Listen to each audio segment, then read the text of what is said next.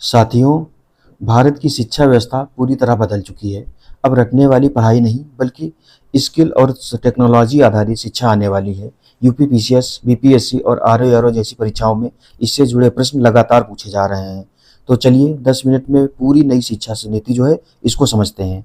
इस नमस्कार दोस्तों, आप हैं पीसीएस एडू जोन पर और आज हम देखेंगे नई शिक्षा नीति और परीक्षा सुधार जो 2026 में हुए हैं उनसे रिलेटेड क्या-क्या टॉपिक हैं। तो इसमें जो आने वाला लेक्चर हमारा है, इसमें क्या है कि नई एजुकेशन पॉलिसी जो है 2020 वाली, उसको डिजिटल एजुकेशन से रिलेटेड क्या सुधार हुए हैं, एआई और कोडिंग और स्किल डेवलपमेंट से रिलेटेड क्या सुधार हुए हैं, एग्जाम रिफॉर्म से रिलेटेड क्या सुधार हुए हैं, वोकेशनल एजुकेशन जो है उस पर क्या काम किया गया है भारत में।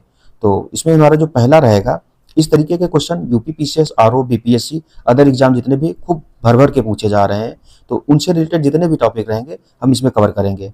पहला हमारा इसमें जो सब टॉपिक है वो है राष्ट्रीय शिक्षा नीति आई थी 2020 वाली।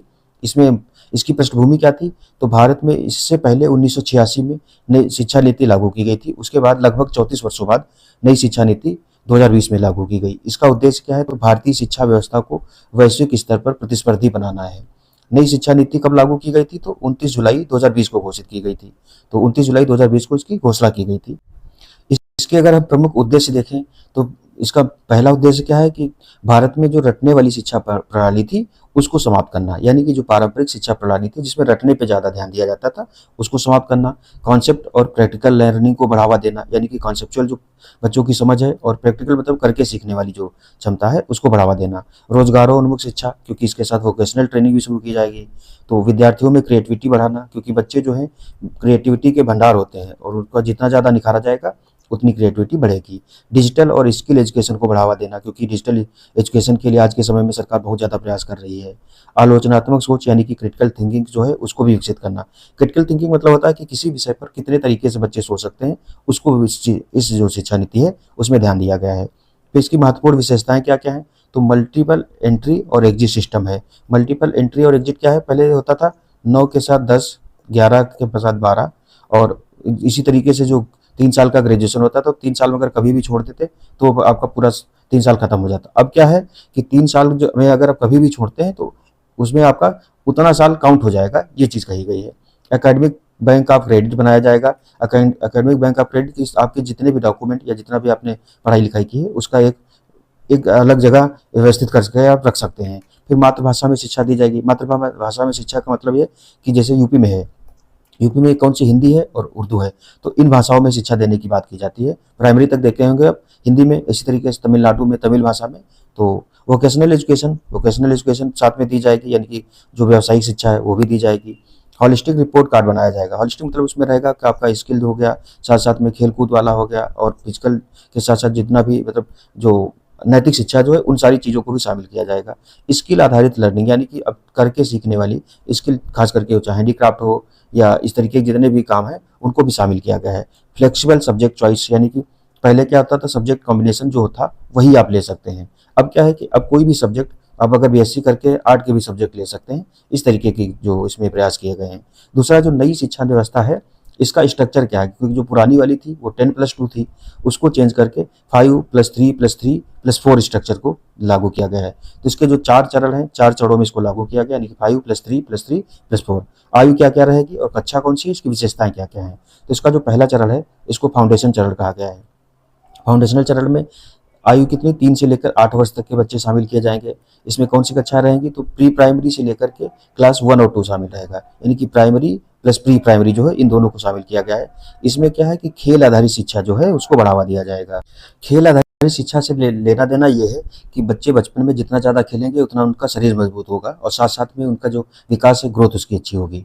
फिर जो प्रिपरेटरी वर्ष जो है इसमें 8 से लेकर के 11 तक के बच्चे शामिल किए गए, यानी कि वर्ष जो आयु जो है इनकी 8 वर्ष से लेकर के 11 वर्ष तक के बच्चे इसमें शामिल रहेंगे। इसमें क्या है तो क्लास 3 से लेकर के 5 तक की शिक्षा है। गतिविधि आधारित शिक्षा, यानी कि जो क्रिएटिविटी को बढ़ावा देने की जो बात है यहीं से शुरू हो जाएगी। तो गतिविधि आधारित शिक्षा को बढ़ावा दिया जाएगा। फिर मिडिल एज में क्या होगा, तो मिडिल क्लास में जो मिडिल क्लास शिक्षा है उसमें 11 से लेकर के 14 वर्ष तक के बच्चे शामिल किए जाएंगे। और खास करके 7 से लेकर के 14 तक के जो है प्राइमरी शिक्षा जो है सरकार फ्री देती है। तो 14 वर्ष तक के क्या है, तो कक्षा 6 से लेकर के 8 तक के बच्चे इसमें शामिल होंगे। इसमें क्या है, प्रयोगात्मक एवं कोडिंग सिखाई जाएगी। तो कोडिंग भी सिखाई जाएगी, प्रयोगात्मक शिक्षा भी दी जाएगी, और जो वोकेशनल ट्रेनिंग है वो भी कक्षा 6 से शुरू की जाएगी। तो ये सारे जो प्रयोग हैं ये किए जाएंगे। फिर सेकेंडरी स्तर पर देखेंगे तो 14 से लेकर के 18 वर्ष तक के बच्चे शामिल होंगे, और इसमें कक्षा 9 से लेकर के 12 तक कक्षा को शामिल किया गया है। करियर एवं स्किल आधारित शिक्षा जो है ये शामिल रहेगी। तो इस तरीके से जो 5+3+3+4 जो है इस शिक्षा को शामिल किया गया है। विशेष जानकारी से रिलेटेड क्या है, तो पुरानी जो 10+2 व्यवस्था थी वो समाप्त हो गई है। इसमें पहली बार जो है ये पहली सी शिक्षा नीति है जिसने प्री प्राइमरी जो था यानी कि प्री स्कूल को पहली बार औपचारिक शिक्षा में शामिल किया गया, क्योंकि प्री प्राइमरी प्लस प्राइमरी दोनों को मिला करके तो जो 3 साल होते थे उसको भी शामिल कर लिया गया है। अगला है कि क्लास 6 से इंटर्नशिप एवं वोकेशनल ट्रेनिंग शुरू की जाएगी। तो इंटर्नशिप क्या होता है कि जैसे बच्चे जाकर के किसी भी संस्थान में जाकर के वहाँ ट्रेनिंग ले सकेंगे, और वोकेशनल ट्रेनिंग होती है कि व्यवसायिक शिक्षा कैसे है, जो कोई कंपनी हो, कोई संस्थान हो, कोई ऑफिस, वहाँ बच्चों को भेजा जाएगा यानी कि टाई अप किया जाएगा। तो ये अच्छा ही है एक तरीके से देखें कि बच्चों में सीखने की कला या कमाने की जो कला है वो आ जाएगी। गांधी जी का जो वर्धा आया था 1934 में, वर्धा योजना थी, उसमें भी उन्होंने वोकेशनल ट्रेनिंग को ही ज़्यादा तवज्जो दी थी। तो ये उससे भी मेल खाती है। फिर बोर्ड एग्जाम में को आसान एवं कॉन्सेप्ट आधारित बनाने का प्रयास किया गया है। तो बोर्ड एग्जाम मतलब अब क्या, साल में 2 बार बोर्ड परीक्षाएं ली जाएंगी। तो बच्चे अगर एक बार अगर फेल भी हो जाते हैं तो उस पर क्या रहेगा, जो बोर्ड एग्जाम का भार होता है उसको कम किया जा सकेगा, क्योंकि अभी क्या होता है एक ही बार एग्जाम होता है, बच्चों पर प्रेशर बहुत ज़्यादा रहता है। फिर अगला है कि विद्यार्थियों को सब्जेक्ट चुनने की स्वतंत्रता रहेगी, क्योंकि अभी क्या होता है साइंस साइड वाले बच्चे आर्ट का सब्जेक्ट नहीं ले सकते हैं। खास करके अगर कोई साइंस साइड से बच्चा है तो अगर वो आर्ट लेना चाहे तो आर्ट नहीं ले सकता है। अब क्या है कि वो जो सब्जेक्ट चूज करना चाहे वो चूज कर सकता है। एग्जाम पॉइंट से अगर देखें तो जो नई शिक्षा नीति है उसकी संरचना क्या है, तो उसमें 5+3+3+4। अच्छा, ये खाली प्री के लिए ही काम नहीं आएगा, मेंस जैसे यूपी पीसीएस, बीपीएससी और अदर भी जो मेंस होते हैं जहाँ पर इस तरीके का है, वहाँ ये पूरा आपका एक तरीके से आंसर स्ट्रक्चर बन जाएगा। तो उसमें 5+3+3+4 जो है ये स्ट्रक्चर इसका नई शिक्षा नीति का है। अब डिजिटल एजुकेशन और ई लर्निंग के लिए भारत में क्या क्या किया जा रहा है, तो प्रमुख जो डिजिटल प्लेटफॉर्म है यहाँ पर भारत में पहला है दीक्षा पोर्टल। इसका क्या काम है, तो ये शिक्षकों एवं विद्यार्थियों के लिए ई कंटेंट तैयार करता है क्या, इस पर जो शिक्षक और विद्यार्थी उनके लिए क्या है कि ई कंटेंट बड़ा है, क्यूआर कोड आधारित लर्निंग को भी बढ़ावा देता है। जो ये कंटेंट है इसमें क्यूआर कोड भी रहता है, तो उससे जाकर के आप जो आपको टॉपिक समझ में नहीं आ रहा तुरंत क्यूआर कोड करिए और उस टॉपिक को आप आसानी से समझ सकते हैं। इसमें क्या है कि एनसीईआरटी सामग्री भी उपलब्ध है। तो एनसीईआरटी जो बुक्स है वो कहाँ है, बुक्स और उसके वीडियो कहाँ, जो दीक्षा पोर्टल है इस पर उपलब्ध हो जाएंगे। उसके बाद में अगला है स्वयं जो पोर्टल है, इसका यूज क्या है, तो फ्री ऑनलाइन कोर्सेज उपलब्ध है इस पर भी। उसके बाद यूजीसी एवं एआईसीटीई द्वारा ये मान्यता प्राप्त कोर्स है, जितने भी कोर्सेज पर है ये यूजीसी और एआईसीटीई द्वारा मान्यता प्राप्त है। हायर एजुकेशन के लिए ज़्यादा उपयोगी है, क्योंकि जितने भी हायर एकेडमिक जो एजुकेशन है उसमें स्वयं जो प्लेटफॉर्म है उसका यूज किया जाता है। फिर अगला है जो पीएम ई विद्या योजना है, उसके तहत क्या है, तो एक राष्ट्र एक डिजिटल प्लेटफॉर्म के रूप में काम कर रही है कि जितने भी टीचर स्टूडेंट सबको एक प्लेटफॉर्म पर लाया जाए। टीवी चैनलों के माध्यम से शिक्षा दी जाती है, क्योंकि आप देखते हैं कि यूट्यूब पर जो टीवी चैनल है या टीवी जो है हर एनसीईआरटी का भी चैनल है, इस तरीके से जितने भी चैनल हैं उनको यहाँ पर लाया गया है। फिर कोविड काल में सबसे ज़्यादा इसने महत्वपूर्ण भूमिका निभाई थी। अच्छा, जो जितने भी इस तरीके डिजिटल प्लेटफॉर्म है उसमें जो ये शुरू किया गया था पीएम ई विद्या योजना जो है, ये कोविड काल में जब शुरू की गई थी तो इसका सबसे ज़्यादा यूज हुआ था, क्योंकि उस समय बच्चों को पढ़ने के लिए जो भौतिक शिक्षा थी उसकी कमी हो गई थी। उस समय जितना भी ऑनलाइन शिक्षा है उसमें बढ़ावा दिया गया था। फिर पीएम ई विद्या क्या है, तो ये हो चुका है। उसके बाद में क्या है, डिजिटल यूनिवर्सिटी जो है ऑनलाइन डिग्री एवं हाइब्रिड लर्निंग को बढ़ावा दिया जाएगा। तो डिजिटल यूनिवर्सिटी बनाने की भी बात हो रही है, खास करके जैसे ऑस्ट्रेलिया की एक क्वींस यूनिवर्सिटी है, उसने तो अपना कर भौतिक भी खोला है, और यूएसए की कई सारी यूनिवर्सिटी हैं जैसे हार्वर्ड है इस तरीके की। तो उनके कैंपस यहाँ भारत में नहीं, लेकिन उनकी शिक्षा जो है यानी कि आप वहाँ भी पढ़ाई भारत में बैठ करके कर सकते हैं। तो ऑनलाइन डिग्री भी और हाइब्रिड लर्निंग पर वहाँ जाकर के भी कर सकते हैं और यहाँ से भी आप चाहे तो कर सकते हैं। दूर दराज के क्षेत्रों के लिए उपयोगी होगा, क्योंकि हर कोई शहर नहीं जा सकता है, तो उनके लिए बहुत ज़्यादा उपयोगी हो जाएगा। फिर डिजिटल एजुकेशन के लाभ क्या क्या हैं, तो घर बैठे पढ़ाई हो जाती है। आज के समय पे देख रहे होंगे आप लोग खुद ही कि कंपटीशन कितना ज़्यादा बढ़ गया है। उसका कारण यही कि ऑनलाइन चीज़ें अवेलेबल हैं और लोग पढ़ सकते हैं, जैसे कि अभी आप लोग कर रहे हैं। ऑनलाइन नोट्स और क्लासेस उपलब्ध हैं। और नई जो पीडीएफ इसकी रहेगी, ये लेक्चर जो है इसकी पीडीएफ आपको टेलीग्राम चैनल है तथागत, इसका पुराना नाम था, अभी क्या नाम है, तो पीसीएस एडुजोन जो है, पीसीएस एडुजोन करके चैनल है टेलीग्राम पर। आप सिंपली सर्च करेंगे तो उस पर जाकर के आपको पीडीएफ इसकी मिल जाएगी, डाल दी जाएगी, ठीक है। पीसीएस एडुजोन चैनल पर आपको इसकी पीडीएफ मिल जाएगी, तो सिंपली आपको सर्च करना है, ठीक है। फिर इसमें क्या है कि कम खर्च में लर्निंग जो है, यानी कि आप देखिए महीने का मोबाइल का रिचार्ज करा लीजिए, उसी में आप पढ़ाई कर लेंगे। अगर दिल्ली वगैरह में जाकर पढ़ना हो तो बहुत ज़्यादा खर्चीला पड़ता है। रिकॉर्डेड क्लास उपलब्ध है, जब चाहें आप पुरानी क्लासेस को भी आसानी से देख सकते हैं।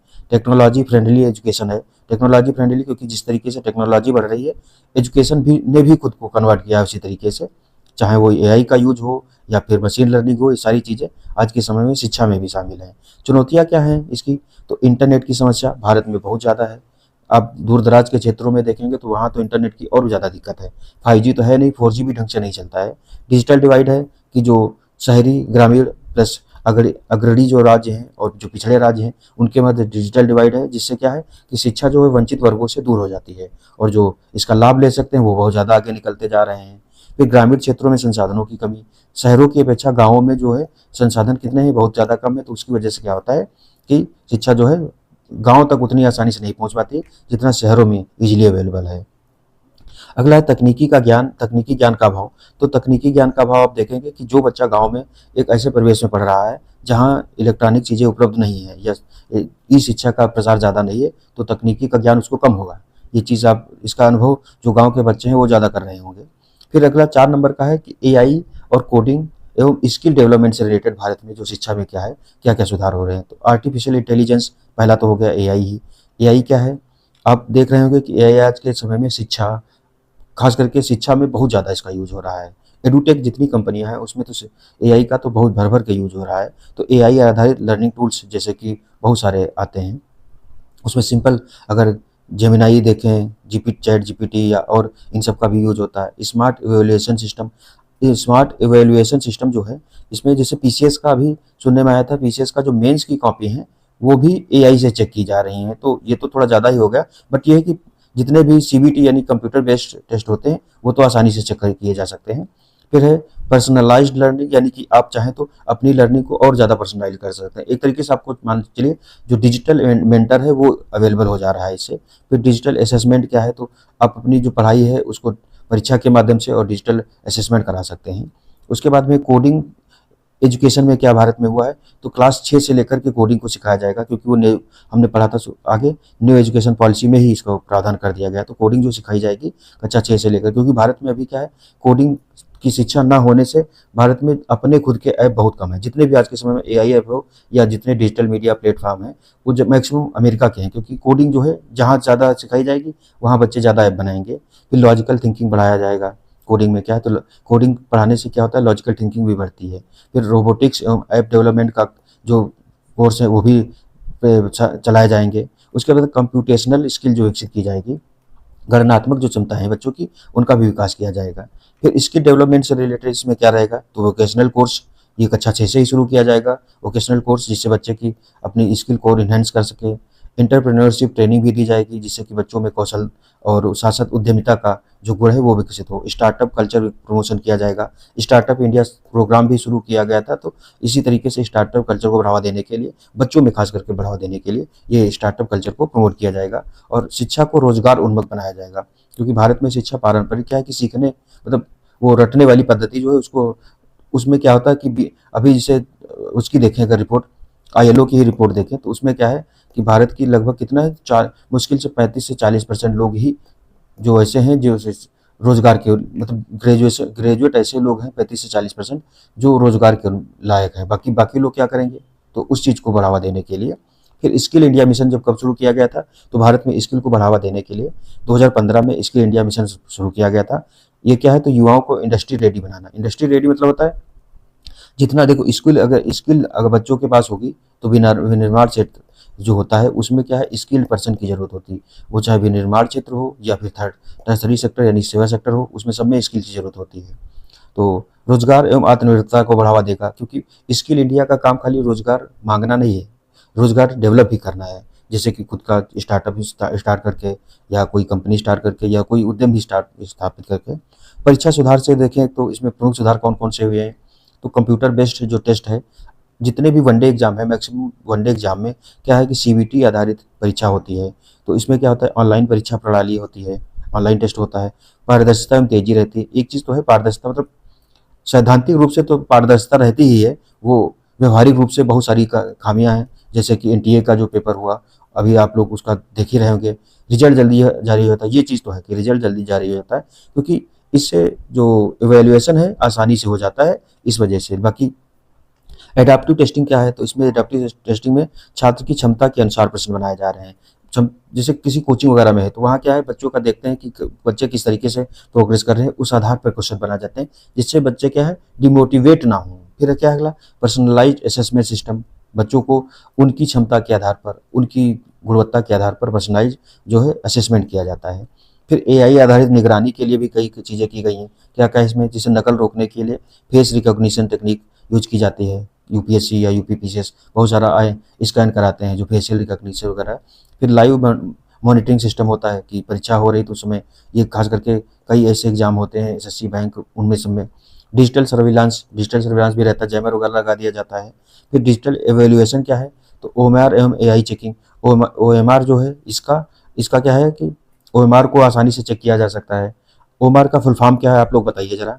फिर एआई चेकिंग से क्या है, अभी मेंस में भी सुनने में आया था, पीसीएस मेंस में एआई से कॉपी चेक होंगी, तो मतलब लोग भी चेक करेंगे, एआई भी देखेगा क्या क्या चीज़ें हो सकती हैं। तो ये चीज़ें की जा रही हैं, अच्छी चीज़ है। और क्या, एरर कम की जाती है, क्योंकि ह्यूमन एरर होने की संभावना रहती है, जिसको एआई क्या करता है, एआई की एरर ह्यूमन पकड़ सकता है तो मानव पकड़ सकते हैं, और ह्यूमन एरर को एआई पकड़ सकता है, इस तरीके से।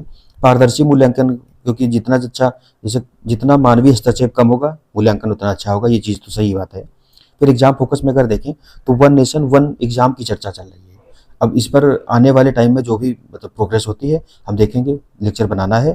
फिर पारदर्शी भर्ती प्रक्रिया को बढ़ावा देने के लिए, कि भर्ती प्रक्रिया को कैसे पारदर्शी किया जाए। खास करके अभी जिस तरीके से पिछले 3-4 सालों में जितना एग्जाम कैंसिल हो रहे हैं या नकल हो रही है, भ्रष्टाचार हो रहा है, तो ये एक मतलब ट्रेंड बन गया है कि इसको कोई भी भर्ती पारदर्शी तरीके से कैसे की जाए।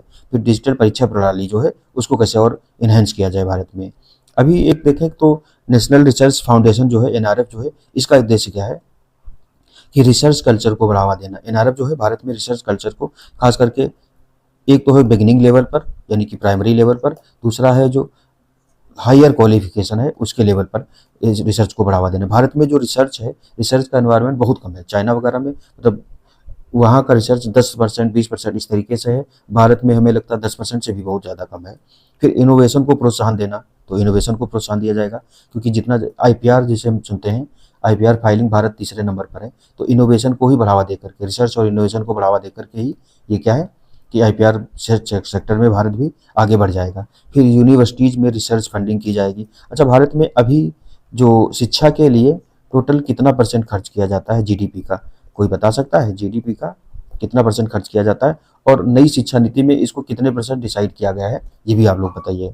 फिर अगला है कि लाभ क्या होंगे इससे, तो वैज्ञानिक अनुसंधान को बढ़ावा मिलेगा, नई टेक्नोलॉजिकल डेवलपमेंट होंगे भारत में। फिर ग्लोबल रैंकिंग में सुधार होगा। भारत की जो शिक्षा रैंकिंग है, भारत उसमें किस स्तर पर है। उसके बाद में अगर देखें इनोवेशन रैंकिंग में भारत किस स्तर पर है, तो ये सारे क्वेश्चन है जो आप बता सकते हैं कि इनोवेशन रैंकिंग आती है। उसके बाद में शिक्षा के मामले में भारत किस रैंकिंग पर है। यूनिवर्सिटी वर्ल्ड जो क्यूएस वर्ल्ड यूनिवर्सिटी रैंकिंग है, उसमें भारत की 100 टॉप 100 में कोई शामिल नहीं है। अगर देखें तो शामिल है कि नहीं, कि भारत की सिर्फ 7 शामिल हैं 500 में, तो इस ये एक चीज़ भी है। फिर ग्लोबल रैंकिंग में सुधार होगा, हायर एजुकेशन क्वालिटी में वृद्धि होगी। तो भारत में 2000 कितना है, तो हायर एजुकेशन में 2035 तक 50% हायर एजुकेशन को बढ़ावा देना है, कि मतलब 50% जीआर जो ग्रोथ एनरोलमेंट रेशियो है, उसको 50% तक करना, कब 2035 तक। तो हायर एजुकेशन में क्वालिटी भी बढ़ाने के लिए ये काम किया करेगी। फिर हायर एजुकेशन रिफॉर्म क्या हुए, तो मुख्य सुधार क्या क्या हुए हैं। सिंगल रेगुलेटरी बॉडी, जैसे कि पहले यूजी से था, एआईसीटीई वगैरह जो थे, इन सबको क्या है कि अब ला करके एक रेगुलेटरी बॉडी बनाई, जिनने जो नई शिक्षा नीति आई है उसमें 3 बनाई गई, एक परख है और इस तरीके से करके है। तो उसमें जो सबसे ऊपर है, इन सबको जो मॉनिटर करेगी, उस वो सिंगल बॉडी बनाई जाएगी।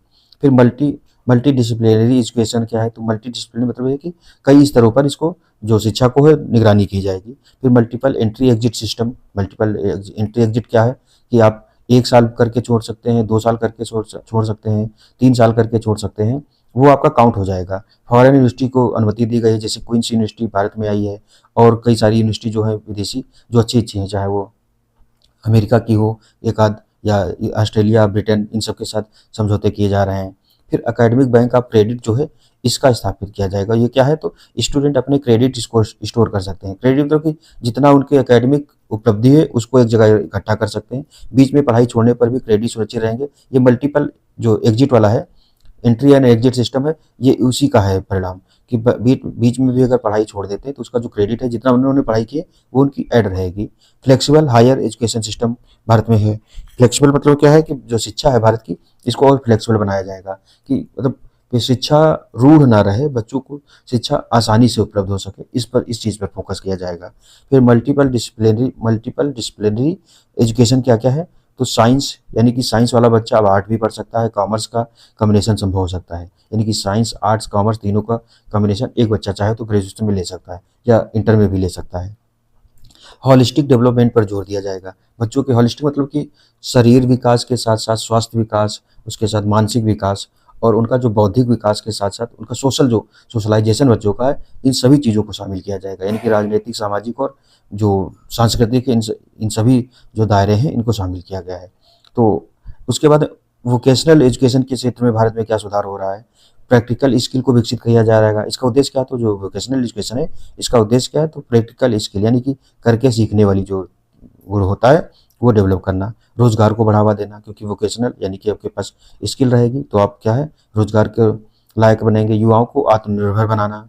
फिर कोर्सेज कौन कौन से इसमें जैसे हैं कि एग्रीकल्चर है, कोडिंग है, इलेक्ट्रिक वर्क है, हैंडीक्राफ्ट वगैरह है, टूरिज्म है, हेल्थ केयर से स्किल जो है, ये सारी चीज़ें इसमें शामिल की जाएंगी। लक्ष्य क्या रहेगा, तो 2025 तक जो बच्चों को है वोकेशनल एजुकेशन देना है। तो 2025 तो मतलब ज़्यादा ही नज़दीक का लक्ष्य हो गया। 50% क्या हो गया होगा, अभी तो नहीं हुआ, हमें लग रहा है। कोई अगर हुआ हो तो बताए, अगर लेटेस्ट आंकड़ा किसी को पता हो। तो महत्वपूर्ण तथ्य देख लेते हैं जो हमने ऊपर पढ़ाया है, इससे रिलेटेड क्या क्या जो इंपॉर्टेंट वन लाइनर फैक्ट क्या हो सकते हैं। तो नई शिक्षा नीति जो घोषित कब हुई थी, 29 जुलाई 2020 को घोषित की गई थी। जो पुरानी शिक्षा नीति थी इससे पहले की, तो 1946 में 86 में हुई थी। और लगभग इनके कितने बीच का समय है, तो 34 वर्ष का समय है इनके बीच का। नई संरचना क्या है अभी की, तो 5+3+3+4 की है। कोडिंग शुरू की जाएगी तो कब, कक्षा 6 से शुरू की जाएगी। स्किल इंडिया मिशन 2015 में शुरू किया गया था। पीएम ई विद्या लॉन्च कब की गई थी, 2020 में लॉन्च की गई थी, इसीलिए इसने कोविड-19 जो आया था उस समय बहुत ज़्यादा अहम भूमिका निभाई थी। फिर एबीसी का पूरा नाम क्या है, तो एकेडमिक बैंक ऑफ क्रेडिट है। इस तरीके से जो ये वन लाइनर इसमें हमने जो पूरा ऊपर का देखा है उसमें से वन लाइनर निकाला गया है। फिर दीक्षा पोर्टल क्या है, तो डिजिटल शिक्षा प्लेटफॉर्म से रिलेटेड है ये। नई शिक्षा नीति समिति के अध्यक्ष कौन थे, तो के कस्तूरी रंगन की अध्यक्षता में नई शिक्षा नीति की गठित की गई थी, जो समिति बनाई गई थी, तो उन्हीं की समिति की सिफारिश पर 29 जुलाई 2020 को नई शिक्षा नीति जारी की गई थी। अच्छा, इसके इंपॉर्टेंट एमसीक्यू क्या हो सकते हैं, जैसे नई शिक्षा नीति कब लागू की गई थी, तो 29 जुलाई 2020 को। नई शिक्षा नीति में कौन सी व्यवस्था लागू की गई थी, तो पहले थी 10+2, अब इसको हटाकर क्या कर दिया गया, 5+3+3+4 कर दिया गया है।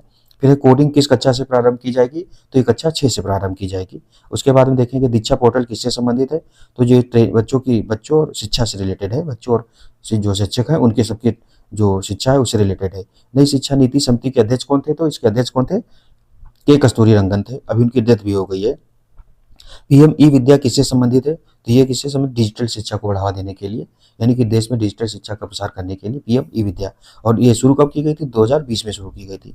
फिर एकेडमिक बैंक ऑफ क्रेडिट का उद्देश्य क्या है, तो छात्रों के जो एकेडमिक क्रेडिट है उनको सुरक्षित रखना, यानी कि आप बीच में पढ़ाई छोड़ देते तो वो पढ़ाई आपकी वेस्ट न जाए, इस चीज़ की।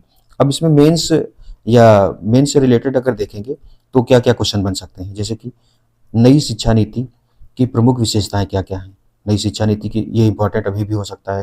एकेडमिक बैंक ऑफ क्रेडिट क्या है कि जितना भी आपका शैक्षिक उपलब्धि है उसको एक जगह व्यवस्थित डिजिटल रूप में रखने के लिए यह है कि जहाँ अगर आप बीच में भी पढ़ाई छोड़ दें तो आपकी पढ़ाई वेस्ट न जाए, चाहे 1 साल हो 2 साल। अच्छा, 1 साल अगर आप करते हैं तो उसको क्या बोलते हैं, सर्टिफिकेट बोलेंगे। 2 साल का अगर पढ़ाई करते हैं तो उसको डिप्लोमा बोला जाएगा। 3 साल का होगा तो आपको डिग्री मिलेगी। और 4 साल, जैसे ग्रेजुएशन है 4 साल का कर दिया गया है, तो डिग्री प्लस सर्टिफिकेट इसमें वो आपको मिलेगा। डिग्री प्लस जो है आपका जो रिसर्च वाला है वो ऐड हो जाएगा, जैसा डिग्री प्लस जो आपका एक्सपीरियंस है उसको भी ऐड किया जाएगा। तो इस तरीके से 4 साल तक का जो है, पहले साल में सर्टिफिकेट, दूसरे 2 साल का कोर्स करते हैं तो डिप्लोमा, 3 साल की डिग्री, और डिग्री प्लस रिसर्च वाला जो है ये 4 साल का है।